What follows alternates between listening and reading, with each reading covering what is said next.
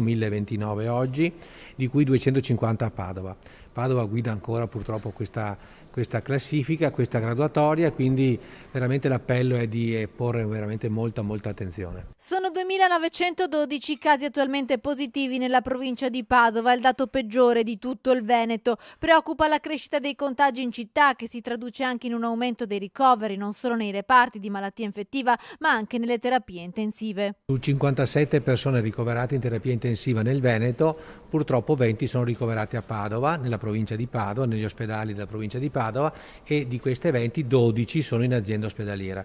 Quindi Padova è passata dalla fascia F1 alla fascia F2, che ci porta fino alla possibilità di contare su 34 posti in terapia intensiva in provincia di Padova. Importante fare la prima dose per chi ancora non si fosse vaccinato, l'accesso è libero, o per le categorie di fragili e anziani prenotare la terza dose booster da fare 6 mesi dopo la somministrazione della seconda dose. Adesso si sta aprendo anche dai 40 anni in su, quindi approfittiamo veramente di questa opportunità. Il direttore generale dell'azienda ospedaliera accoglie con soddisfazione le limitazioni imposte dalla prefettura ai cortei no pass. Assolutamente sì, sottolineavo il fatto che la spiegazione ai numeri che si stanno appunto vedendo di aumento dei casi positivi sono legati il virus circola e questo lo sappiamo, ma perché prende? Dove prende? Prende negli assembramenti, prende nel distanziamento sociale non rispettato, nel non uso della mascherina,